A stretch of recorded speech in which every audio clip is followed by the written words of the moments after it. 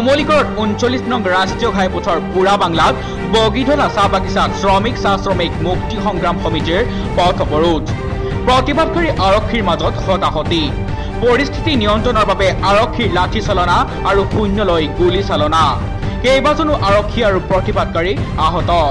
নুমলীগড় বগীধলা চাহ বাগিচাৰ 3জন শ্ৰমিকক বাগিচাখনৰ মালিক পক্ষই দিয়া এক গোচৰৰ ভিত্তিত ৰহস্যজনকভাৱে আৰক্ষীয়ে মঙ্গলবাৰে জগদীশ তাঁতী জামুন তেলী আৰু ৰণী কুমাৰ নামৰ 3জন শ্ৰমিকক আটক কৰিছিল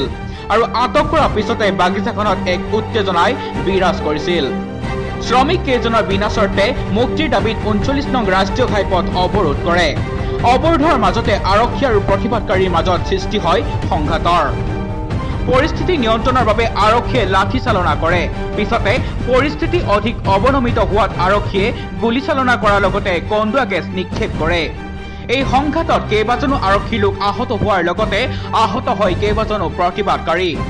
ইফালে বিগত এটা বছৰে বগীধলা বাগিচাখন মালিক পক্ষ সুধীৰ আৰু সমীৰ ৰয়ে শ্ৰমিকৰ ওপৰত কৰা গুলীচালনাৰ ঘটনাৰ বাবে আজি এটা বছৰে বাগিচা বন্ধ হৈ আছে যাৰ ফলত বাগিচাখনত থকা শ্ৰমিকসকলৰ এক হাহাকাৰ পৰিস্থিতি হৈছে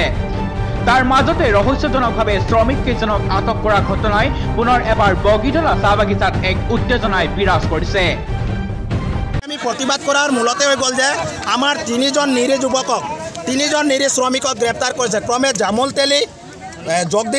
জগদীশ তাঁতী আৰু ৰণী কুমাৰক গ্ৰেপ্তাৰ কৰিছে আৰু এটা কথা আপোনালোকে কওক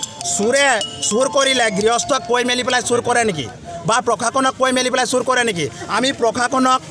আমি ৰাজনৈতিক নেতাক সকলোকে অৱগত কৰিছিলোঁ যে বগীধলা চাহ বাগিচাৰ স্থায়ী সমাধান লাগে বুলি মেলি পেলাই আৰু স্মাৰকপত্ৰ দিয়া আছে আমাৰ ওচৰত প্ৰমাণপত্ৰও আছে যেতিয়া বগীধলা চাহ বাগিচাৰ স্থায়ী সমাধান নকৰিলে তেতিয়া ৰাইজে এটা এপ্লিকেশ্যন কৰিছিলে যে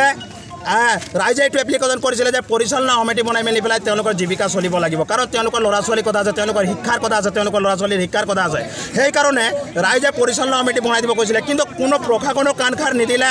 আৰু পল্লৱ লোচনৰ লগত আলাপ আলোচনাত বহিলোঁ তেখেতক কোনো কাণখাৰ নিদিলে আৰু তেখেতে বৰঞ্চ ক'লে যে 30 অক্টোবৰ যোৱাটো মাহৰ 30 অক্টোবৰৰ দিনাখন সমাধান হৈ যাব কিন্তু নোহোৱাৰ কাৰণে শ্ৰমিকে পাত তুলি মেলি পেলাই যেতিয়া নিজে কলম দিছে এতিয়া সমীৰ সুধীৰে নাজানো কাৰ লগত মিলি মেলি পেলাই কেছ দিছে আমাৰ 3জন নিৰী শ্ৰমিকৰ ওপৰত কেছ দিছে ক্ৰমে জামুল তেলী জগদীশ তাঁতী আৰু ৰণী কুমাৰৰ ওপৰত কেছ দি মেলি পেলাই তেওঁলোকক গ্ৰেপ্তাৰ কৰি মেলি পেলাই লৈ গৈছে আমাৰ কথা স্পষ্ট যে এইখন চৰকাৰ যেতিয়া আহিছিলে এই চৰকাৰখন যেতিয়া গঠন হ'ল চাব অধিকাংশ 70% ভোট কিন্তু আমাৰ চাহ শ্ৰমিকৰ দ্বাৰাই পাইছে আৰু চাহ শ্ৰমিকক আশ্বাস দিলে বিশ্বাস দিলে আজি দেখিছোঁ আশ্বাসবিলাক বিশ্বাসবিলাক চব গোটেইখিনি ফুটুকাৰ ফেনত গোটেইবিলাক মিলিবকত গোটেইবিলাক মিলি আছে বগীধলাত এনেকুৱা কি কথা আছে যে বগীধলা চাহ বাগিচাৰ স্থায়ী সমাধান কৰি দিব নোৱাৰে আৰু 3 নিৰী শ্ৰমিকক আচলতে গ্ৰেপ্তাৰ কৰি এইটোৱে কৰিব বিচাৰিছে যে শ্ৰমিকসকলে যি পাত ছিঙি আছে পাত ছিঙাটো বন্ধ কৰিব বিচাৰিছে কলম দিয়াটো বন্ধ কৰিব বিচাৰিছে অৰ্থাৎ শ্ৰমিকৰ ল'ৰা ছোৱালী পেটত গোৰ মাৰিব বিচাৰিছে আৰু শ্ৰমিকৰ ল'ৰা ছোৱালীৰ পেটত গোৰ মাৰিব বিচাৰিছে আৰু এটা কথা আমি স্পষ্ট কৰিছোঁ গোলাঘাট ডিচিজনৰ কোনো কাম নাই গোলাঘাটৰ ডিচিজনৰ আজি ভুলৰ কাৰণে এইটো কথা হৈছে সেইকাৰণে গোলাঘাট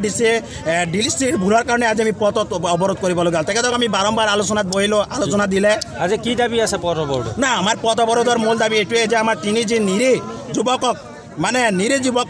শ্ৰমিকক যি গ্ৰেপ্তাৰ কৰিছে অতি শীঘ্ৰে কিন্তু তেওঁলোকক মুকলি কৰি দিব লাগিব আৰু যেতিয়ালৈকে মুকলি কৰি নিদিয়ে তেতিয়ালৈকে আমি পথ মুকলি কৰি নিদিওঁ এই কথাটো কিন্তু আমি স্পষ্ট কৰি দিছোঁ